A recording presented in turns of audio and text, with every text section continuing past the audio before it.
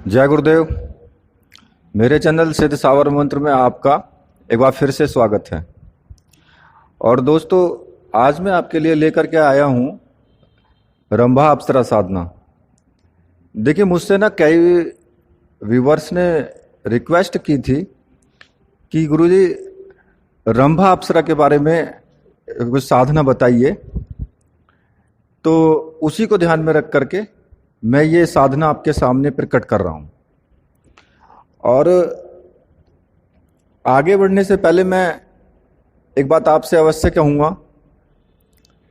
कि जो भी व्यूवर्स मेरे चैनल पर नए हैं, जो कि वीडियो देख रहे हैं, वो प्लीज़ चैनल को सब्सक्राइब कर लें और साथ में ही बेल के बटन को भी प्रेस कर दें, ताकि आपको जो भी लेटेस्ट वीडियो मैं डालूं उसका नोटिफिकेशन आपको मिल जाए और आप उस वीडियो को देख पाएं। और एक और रिक्वेस्ट करूंगा कि वीडियो भाई पूरी देखना। वीडियो पूरी देखोगे तभी आपको पूरी साधना के बारे में जानकारी और बारीकियां पता लगेंगी। अगर आप वीडियो स्किप करके देखेंगे तो आपको कुछ भी पता नहीं लगेगा और फिर आप उल्टी सीधी विधि से आप करोगे, नुकसान होता है तो फिर आप उसके खुद जो जिम्मेवार होगे। देखिए, और जो वीडियो आपको अच्छी लगती है, कुछ पसंद आती है, तो मैं आपको कहूँगा कि वीडियो को लाइक ज़रूर कर दें। और वीडियो शुरू करने से पहले, साधना शुरू करने से पहले मैं एक बात और कहूँगा कि कुछ लोग क्या करते हैं कि वीडियो को पूरी तो देखते नहीं है और बीच में ही उसमें कमेंट करके पूछने लगते हैं कि गुरुजी इसमें माला कौन सी होगी, गुरुजी कितने दिन करनी होगी साधना। अरे भाई, पूरी वीडियो देखो तभी तो पता लगेगा कि उसमें मैंने क्या क्या आपको बताया है। तो मेरे कहने का मतलब ये है यहाँ पर कि वीडियो पूरी देखोगे तो पता लगेगा। और हाँ, ऐसे ही आधे मन से उठाए जो है आप साधना करना स्टार्ट ना करें, क्योंकि कोई भी साधना है उसमें संपूर्ण जानकारी होना जरूरी है। गुरु का होना नितांत आवश्यक है। ऐसे ही आपने बोल दिया कि मैं तो साधना करने जा रहा हूं गुरुदेव कल से। अरे भाई, ऐसे नहीं होता। गुरु दीक्षा ली जाती है। मैं आपको बार बार मैंने कमेंट में बताया भी है कि गुरु दीक्षा लें, और गुरु दीक्षा लेने के लिए मैंने आपको एड्रेस भी मैं आपको दे रहा हूं। आप गुरु दीक्षा ले लें वहां से, और गुरु दीक्षा लेने के बाद ही कोई साधना करें। तो ये मैं आपसे पहले ही बोल रहा हूं। और कुछ लोग कमेंट में डालते हैं। एक कमेंट मेरे पास आया था, वो बोल रहे थे कि अगर आपको अप्सरा साधना की सिद्धि है तो आप दिखाएं हमें। तो इस तरह की जो माइंड आप लोग रखते हो भाई, इसका तो मैं कुछ भी नहीं कर सकता। क्योंकि अगर किसी के पास कोई साधना है भी तो वो दिखाएगा नहीं, कि उसका जो है प्रचार प्रसार करता फिरेगा। अब क्या है उसके पास क्या नहीं है तो वो उसी तक सीमित रहेगा। रही दूसरी बात, एक व्यूअर ने मुझे कई बार कमेंट किया है और उसने कहा था कि आपने अपने अनुभव डाले हैं, जो आपने अपने अप्सरा साधना के अनुभव आपने दिए हैं, अनुभव तो कोई बताता ही नहीं है, तो फिर आपने क्यों बता दिए। अब वो मुझसे वहां पे जवाब मांग रहे थे कि आपने अनुभव क्यों बताए। तो मैंने उनको वहां पे जवाब तो नहीं दिया, लेकिन मैं अब वीडियो में ही जवाब दूंगा उनको। क्यों? क्योंकि सबको पता लगे भाई क्या होता है क्या नहीं होता है, वो सबको पता लगना चाहिए। आप लोग क्या करते हो, मुझे पता है कि आप लोग यहां पर भी वीडियो देख लिया, किसी और चैनल पर भी वीडियो देख लिया, अब उसकी जानकारी कुछ और है, वो अपने हिसाब से कुछ और बता रहा है। और इस चैनल पर देखा, मेरे चैनल पर देखा, तो मैं आपको अलग ढंग से बता रहा हूं। किसी और चैनल पे जाओगे तो वहां आपको अलग ढंग से मिलेगा। अब क्या होगा, अब आप भ्रमित हो जाओगे भ्रमित हो जाओगे 100% कि यार उसने ऐसा बताया, उसने ऐसा बताया और उसने ऐसा बताया, अब कौन सा सही है। और ज़्यादातर वीडियो में यही डाला गया है कि भाई अपने अनुभव शेयर मत करो। लेकिन मैं आपकी, अब आप कहोगे जी आपने क्यों कर दिया, सीधा सा क्वेश्चन है, उसी का जवाब मैं दे रहा हूं। मैंने इसलिए कर दिया कि साधना में जब कोई हम साधना करने बैठते हैं और जब तक वो पूर्ण होती है तब तक हमें कोई भी अनुभव किसी के साथ शेयर नहीं करना है। और जो अप्सरा से आपके वचन होते हैं उनको तो आप कभी भी शेयर नहीं कर सकते कि आपके क्या वचन हुए हैं, क्योंकि जब आप कुछ वचन उनसे लेते हो ना, अप्सरा से कुछ वचन लोगे तो वो भी आपसे कुछ वचन लेगी। ऐसा नहीं है कि आपने ही वचन ले लिया बस हो गया। तो उस स्थिति में मैं उनसे ये कहना चाहूँगा कि भाई मैंने जो अनुभव शेयर किए हैं ना वो अब साधना करने के बाद शेयर किए हैं, साधना करते टाइम के शेयर नहीं किए हैं मैंने। और उनको शेयर आप बाद में कर सकते हो कि आपको कैसे अनुभव हुए। अगर आप किसी को साधना बता रहे हो, आपके गुरु हैं, तो आपके गुरु आपको ये नहीं बताएंगे कि ऐसा तुम्हारे साथ हो सकता है, जरूर बताएंगे, इसलिए सावधान रहना। तो अगर गुरु ये चीज आपके सामने, शिष्य के सामने शेयर करता है उस चीज को कि ऐसा तुम्हारे साथ हो सकता है, और जब ऐसा हो सकता है तो फिर तभी तो आप आगे साधना पे बढ़ोगे, उसी मार्ग पे तभी तो बढ़ोगे, तभी तो आपको पता लगेगा। अब उसमें मैंने अगर आपको ये बता दिया कि ऐसा हो सकता है अनुभव में, तो भाई फिर गलती क्या कर दी मैंने?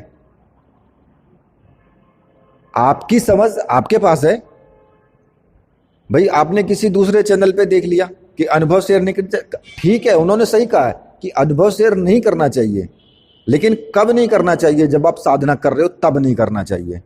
साधना आपने पूर्ण कर ली, उसके बाद आप अगर किसी को साधना बता रहे हो या आपसे किसी को ज्ञान मिल सकता है तो वहां आप शेयर कर सकते हो उन अनुभव को, लेकिन फिर भी आप उस चीज को शेयर नहीं कर सकते कि अप्सरा से आपके क्या वचन हुए हैं।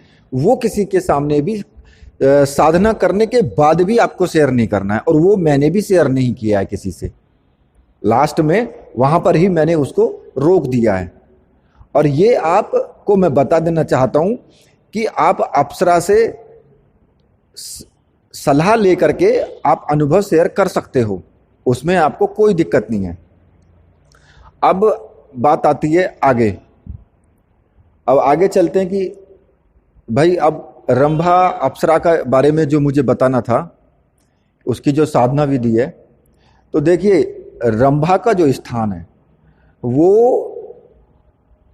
अप्सराओं में प्रथम स्थान पर ही आता है, क्योंकि ये सबसे मैन है, अप्सराओं में सबसे मैन है। और इसके संपर्क में आने से, अगर आप इसकी साधना का आप करते हो तो इनके संपर्क में आने से आपके अंदर क्या क्या होगा?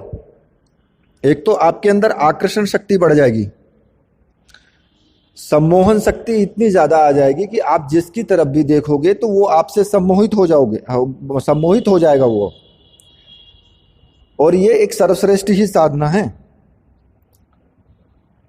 और आपके अंदर किस तरह के गुण आएंगे? आपके अंदर किसी भी चीज को, देखिए अप्सरा साधना करने से होता क्या है कि जैसे आप किसी भी चीज पे दया की जो आपकी भावना होगी ना वो प्रबल होगी, प्रेम की भावना है वो प्रबल होगी, ठीक है, आप तनावों से मुक्त हो रहोगे, आप बीमारियां आपको कम घेरेंगी, मतलब एक तरीके से पूरा सौभाग्य आपको मिलेगा। तो इस साधना में सबसे ज्यादा यही चीज होती है। और एक चीज और भी है, एक मेरे व्यूवर ने मुझसे कहा था कि उनका ना चेहरा काफ़ी ज़्यादा मतलब डल था। चेहरा कैसा डल था कि उम्र तो ज़्यादा नहीं है, लेकिन चेहरे पे दाग धब्बे कुछ ज़्यादा थे। और उन्होंने कहा कि गुरुजी मैंने बहुत साधनाएं की हैं अप्सरा की, लेकिन मुझे सफलता नहीं मिल पाई कि मेरा मतलब शरीर जो है वो एक तरीके से मनमोहक हो जाए या चेहरा साफ हो जाए, उस पर कांति आए एक तरीके से। तो मैं उनसे भी कहना चाहता हूँ कि वो इस साधना को करें। ये साधना जो रंभा अप्सरा की मैं साधना आपको बता रहा हूँ, ये पूर्ण रूप से आपके शारीरिक सौंदर्य के लिए है। वो बात अलग है कि साधना उस के बीच में या लास्ट में अगर अप्सरा आपके सामने प्रत्यक्ष हो जाती है, क्योंकि अगर आपका साधनात्मक बल अच्छा है तो प्रकट भी हो सकती है। लेकिन अगर प्रकट भी नहीं होती है ना, तो फिर भी साधना आपकी संपूर्ण मानी जाएगी और आप जो है एक तरीके से जो आपके शरीर के अंदर है वो आप रूपवान होंगे, यौवन आपको मिलेगा, सौभाग्य वृद्धि मिलेगी, धन धान्य के आपके रास्ते खुलेंगे, ये सब चीजें आपके सामने होंगी। और अगर साधना पूर्ण रूप से सिद्ध हो जाएगी तो आप किसी भी व्यक्ति को सामने देख करके भूत भविष्य वर्तमान उसका बता सकते हो। ये भी है इसमें सम्मोहकता आपके अंदर आ जाएगी, आपकी दृष्टि के अंदर सम्मोहकता आ जाएगी कि आप अगर किसी की तरफ देखोगे आंख मिला करके तो वो उसके ऊपर सम्मोहन होगा और वो आपकी तरफ खिंचेगा। तो इस साधना का ये आपको फल मिलेगा।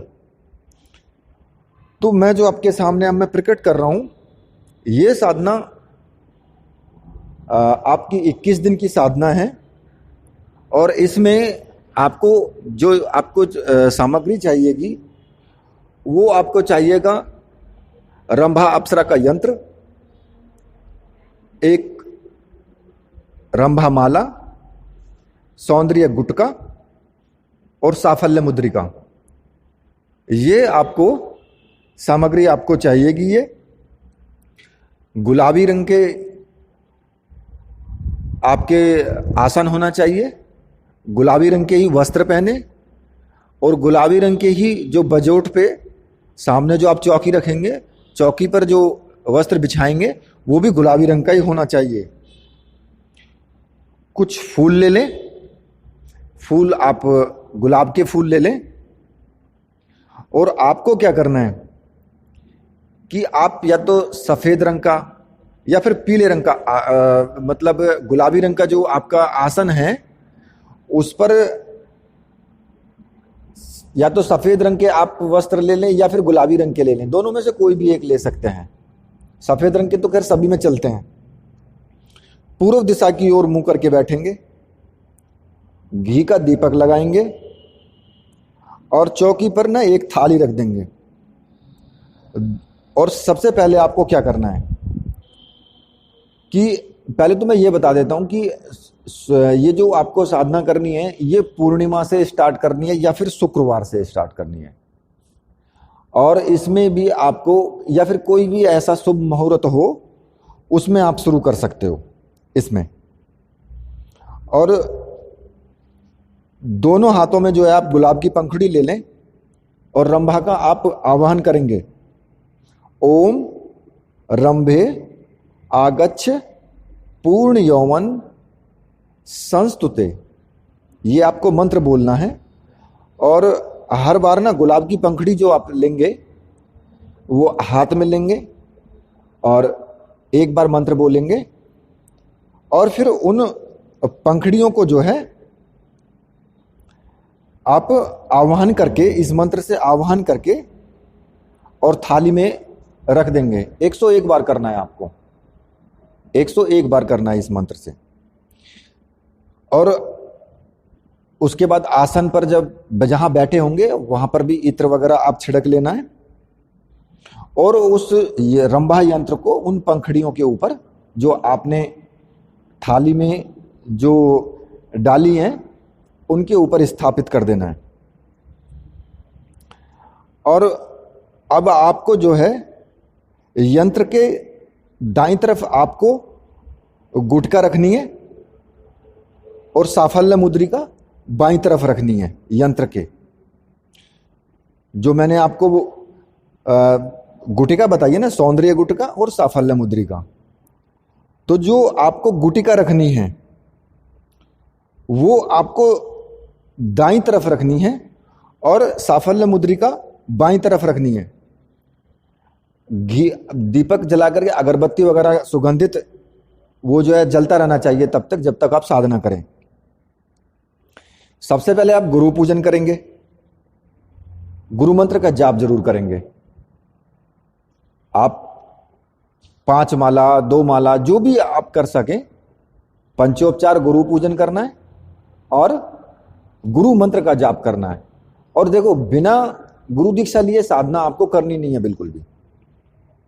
और जितनी भी और सामग्री है उससे मतलब जैसे कि स्नान हुआ, उनको तिलक करना हुआ, धूप दीपक पुष्प चढ़ाएं, ये आप इस तरीके से पंचोपचार पूजन कर सकते हो।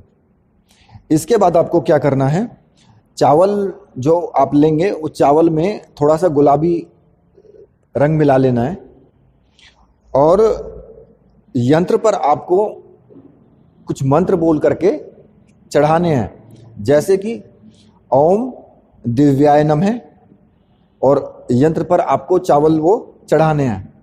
ओम प्राण प्रियाय नमः, ओम वागेश्वर्याय नमः, ओम ऊर्जस्वलाय नमः, ओम सौंदर्य प्रियाय नमः, ओम यौवन प्रियाय नमः, ओम ऐश्वर्य प्रदाय नमः, ओम भोग संभो सौभाग्यदाय नमः, ओम धन धान्य रंभाय नमः, ओम आरोग्य प्रदाय नमः। ये 10 आप मंत्र बोल करके 10 बार आप चावल उस पर चढ़ाएंगे। और उसके बाद आपको केवल 11 माला का आपको जाप करना है। केवल 11 माला का आपको जाप करना है, 21 दिन तक आपको करना है। और जब आप ना मतलब प्रत्येक दिन तो आवाहन आपको जरूर करना है। जो स्टार्टिंग में आवाहन है वो आपको जरूर करना है, पंखड़ियां लेकर के हाथ में। और जो आपको ये बाद में जो 10 मंत्र के साथ में आपको चावल डेली आपको चढ़ाना है। और हर शुक्रवार को 2 गुलाब की मालाएं आप रखेंगे, और हर एक प्रति शुक्रवार को। और एक माला तो आप खुद पहन के करेंगे और दूसरी माला आप रख लेंगे अपने पास। जब भी तुम्हें ऐसा आभास हो कि मतलब किसी दिव्य शक्ति का आगमन हो रहा है, या एकदम से सुगंध बढ़ने लगे, या अप्सरा का जो बिंब नेत्रों पर स्पष्ट होने लगे और प्रकट ना हो, तो फिर आप दूसरी माला यंत्र पर चढ़ा दें। और अगर सामने प्रकट हो जाती है तो फिर उनको पहना दें। तो ये पूर्ण साधना है। और इसके पश्चात जो शेष सामग्री है उसको तो जो है आप कहीं भी जल में प्रवाहित कर दें 21 दिन बाद। और जो मुद्रिका है उसको अपनी अनामिका उंगली में पहन लें। तो इस साधना के करने से रूप यौवन में वृद्धि होती है, सौभाग्य की प्राप्ति होती है। ये साधना आप ना आपके लिए बहुत अच्छी है। तो लेकिन मैं फिर भी कहूँगा कि पहले गुरु दीक्षा लें, गुरु मंत्र का जाप जरूर होना चाहिए, क्योंकि जब गुरु की कृपा होती है तभी आपको जो आप साधना करोगे उसके बारे में उसमें पूर्ण सफलता आपको मिलती है। जब गुरु, क्योंकि गुरु की महिमा तो पता है आपको, सबसे पहले बताई गई है। और जो भी भाई इधर उधर से कमेंट कर रहे हैं ना, मैं लास्ट में फिर वही कहूँगा कि जिनको नहीं पता है कुछ भी, वो प्लीज़ इस तरह के ऊट पटांग कमेंट ना करें। क्योंकि जब आपको पता ही नहीं है, आप किसी दूसरे चैनल पर देख करके आ रहे हो, उसी को सच मान रहे हो, तो फिर उसी चैनल पे आप देख लो। मेरे यहाँ पर जो भी मैं आपको जानकारी दूंगा वो सत्य और सटीक ही दूंगा। मेरे यहाँ पर ये नहीं चलता कि इधर उधर की बातें करके और बरगला करके और सिर्फ वीडियो बनाना है। तो ये साधना मैंने आपको बताई है। और बार बार लोग पूछते हैं कि गुरु दीक्षा कहाँ से लें, गुरु दीक्षा का जो आपने नंबर बताया है वो नंबर ही नहीं। अरे भैया, नंबर तो तुम करते नहीं हो, नंबर कहाँ से मिलेगा मुझसे? और ये बोल देते हो कि नंबर ही नहीं मिल रहा, वहां तो कोई बात ही नहीं कर रहा, क्योंकि आपको गुरु दीक्षा लेनी नहीं है। तो इसलिए आप उस पर सिर्फ मेरा माथा खाना है। तो इसलिए आप पहले संतुष्ट कर लें वहाँ से कि आपको गुरु दीक्षा कब मिल रही है, कितने क्या वहाँ पे चार्ज है। तो उस तरीके से आप पूर्ण अगर सही तरीके से आप करोगे, ये मैं आपको बता देता हूँ कि अगर आपने गुरु दीक्षा वहाँ से ली है तो गुरु दीक्षा लेने के बाद भी आपको अनुभव होगा। आप कहोगे कि हाँ गुरु दीक्षा मिली है मुझे। जब आप मंत्र का जाप करोगे गुरु मंत्र का, तो आपको अनुभव आपको बता देगा कि हाँ आपने गुरु दीक्षा ली है, ये निश्चित है। तो इसलिए जो भी आप काम करें या जो भी साधना करें, मैं तो ये कहता हूं कि अगर आप किसी दूसरे चैनल पर भी देख करके कर रहे हैं ना, तो भाई वहां भी गुरु दीक्षा, और गुरु दीक्षा के बाद मंत्र जाप जरूरी है उसका। ऐसा नहीं कि गुरु दीक्षा ले ली और बस साधना में बैठ गए। तो इसलिए थोड़ा सा एक तरीके से धैर्य रखें और कभी भी शॉर्टकट सिद्धि के चक्कर में ना पड़े, क्योंकि शॉर्टकट सिद्धि हमेशा नुकसानदायक होती है। आप सोचो कि फटाफट सिद्धि मिल जाए, तो ये नहीं होता है। जो ये साधना जगत है, साधना जगत में एक तरीके से धीरे धीरे प्रक्रिया से चलना पड़ता है। धीरे धीरे उठोगे तो सही रहेगा। एक साथ उठने की कोशिश करोगे तो एकदम, कहते हैं ना कि अगर एकदम सारी ऊर्जा शरीर के अंदर समा दोगे ना, तो शरीर फट जाएगा, बेकार हो जाएगा शरीर, फिर ना इधर के ना उधर के। तो इसलिए इस बात को हमेशा ध्यान रखना और जरूरी कमेंट ही करना। कुछ लोग कहते हैं कि गुरुजी अपना व्हाट्सएप नंबर दे दीजिए, मुझे आपसे जरूरी बात करनी है, मंत्र कहीं दूसरी जगह से ले लिया और माथा मेरा खाएंगे। तो भाई ऐसा मत करो बिल्कुल भी। व्हाट्सएप नंबर मैं किसी को नहीं देता। हाँ, डिस्क्रिप्शन में नीचे मैंने लिंक दिया है, वहां पर आप मुझे मैसेज कर सकते हो। जितनी मुझसे सहायता होगी मैं उतनी कर दूंगा। बाकी मैं ये नहीं कहता कि मैं तुम्हें बिल्कुल ही एकदम सारी चीज घोट के पिला दूंगा, मैं साफ कह रहा हूं। तो इसलिए विश्वास के साथ काम करो, साधनाएं करो, अपने आप को उठाओ ऊपर। और मंत्र मैं आपको बता देता हूं। मंत्र इस प्रकार से है, ओम सह रंभे आगच्छ आगच्छ स्वाहा। छोटा सा मंत्र है, ज्यादा टाइम भी नहीं लगेगा। इस मंत्र का आपको जाप करना है। अब लास्ट में मैं आपसे फिर वही कहूंगा, वीडियो अच्छी लगे तो लाइक जरूर करना और चैनल को सब्सक्राइब जरूर करना। और मेरे साथ बोलेंगे, बोलिए वीर बजरंगबली हनुमान जी महाराज की जय। बोलिए मेरे परमहंस सिद्ध गुरुदेव की जय।